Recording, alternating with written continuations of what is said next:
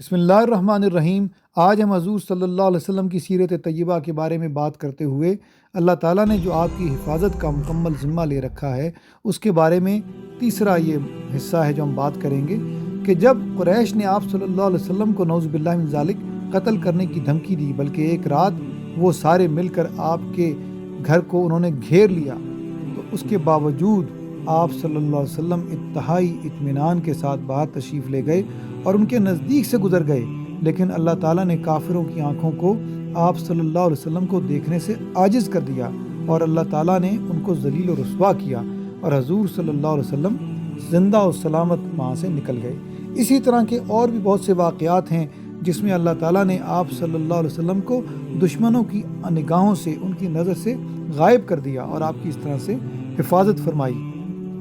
ایسا ہی واقعہ اس غار کا ہے کہ جب حضور صلی اللہ علیہ وسلم ہجرت کے دوران غار میں تشریف فرما ہو گئے، آپ کے ساتھ حضرت ابوبکر صدیق رضی اللہ تعالیٰ عنہ بھی تھے، تو غار کے منہ پر مکڑی نے جالا تان دیا۔ تو جب کافروں نے غار میں داخل ہونے کا ارادہ کیا تو امیہ بن خلف کہنے لگا کہ کیا تم دیکھتے نہیں کہ غار کے منہ پر تو مکڑی کا جالا ہے؟ تو یہ تو لگتا ہے کہ حضور صلی اللہ علیہ وسلم کی پیدائش سے بھی پہلے کا ہے، تو اس غار میں اندر جانے کی ضرورت ہی کیا ہے؟ تو وہ لوگ بھی کہنے لگے کہ واقعی یہ بات تو درست ہے، اگر کوئی شخص اندر گیا ہوتا تو غار کے منہ پر نہ تو جالا ہوتا، نہ ہی دو کبوتر یہاں بیٹھے ہوئے ہوتے۔ اسی طرح ہجرت کے وقت سراقہ بن مالک جو تھا وہ آپ صلی اللہ علیہ وسلم کے پیچھا کر رہا تھا۔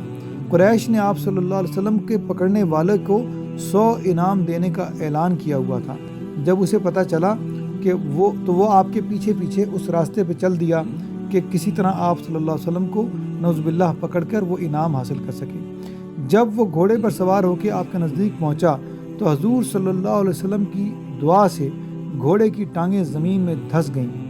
اس زمانے میں عربوں کا طریقہ تھا کہ وہ اپنے تیروں سے فال نکالا کرتے تھے۔ فال نکالنا یعنی کہ وہ مستقبل کے اپنے جو فیصلے ہیں ان کے بارے میں ایک رائے لیتے تھے، ایک تیروں کو ایک طریقے سے پھینکتے تھے اور دیکھتے تھے کہ اس سے انہیں کیا مطلب سمجھ آ رہا ہے۔ اس نے وہ فال نکالی تو فال یہی نکلی کہ اسے اس کام میں جس کے پیچھے وہ چل رہا ہے اس میں آگے نہیں جانا چاہیے، لیکن اس کے باوجود وہ اپنی لالچ کی وجہ سے اور آپ کے نزدیک آنے کی اس نے کوشش کی۔ آپ صلی اللہ علیہ وسلم قرآن پاک کی تلاوت فرما رہے تھے اور کسی دوسری طرف آپ نے توجہ نہیں فرمائی۔ حضرت ابوبکر صدیق رضی اللہ تعالیٰ عنہ نے حضور صلی اللہ علیہ وسلم سے عرض کیا کہ یا رسول اللہ، دشمن ہمارے بالکل قریب آ گیا ہے۔ تو آپ صلی اللہ علیہ وسلم نے فرمایا کہ آپ غم نہ کریں، اللہ تعالیٰ ہمارے ساتھ ہے۔ چنانچہ دوسری دفعہ بھی اس کے گھوڑے کی ٹانگیں زمین میں دھنس گئیں اور وہ گر پڑا۔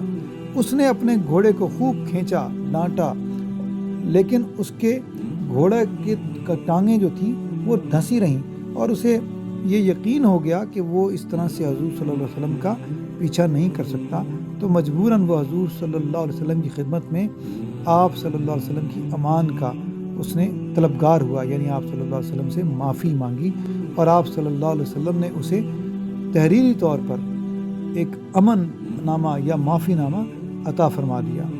یہ جو معافی نامہ ہے اس کو ابن فہیرہ نے تحریر کیا اور بعض حضرات نے یہ کہا ہے کہ یہ معافی نامہ حضرت ابوبکر صدیق رضی اللہ تعالیٰ عنہ نے لکھا تھا۔ سراقہ نے نبی کریم صلی اللہ علیہ وسلم کو قریش کے حالات بتائے اور آپ صلی اللہ علیہ وسلم نے اس کو یہ تاکید فرمائی، اس کو یہ کہا کہ اپنے ساتھیوں کو اس طرف نہ آنے دے۔ چنانچہ جب وہ واپس ہونے لگا تو ادھر آنے والے لوگوں کو وہ یہ کہہ کر پلٹا دیتا کہ ادھر جانے کی ضرورت نہیں ہے کیونکہ یہاں تو میں دور دور تک خود تلاش کر کے آ گیا ہوں۔ اور یہ بھی کہا کہ اس نے حضور صلی اللہ علیہ وسلم کی خدمت میں یہ عرض کی کہ آپ نے میرے لیے بد دعا کی ہے، اب آپ میرے لیے دعا فرمائیے۔ تو آپ صلی اللہ علیہ وسلم نے اس کے لیے دعا فرمائی۔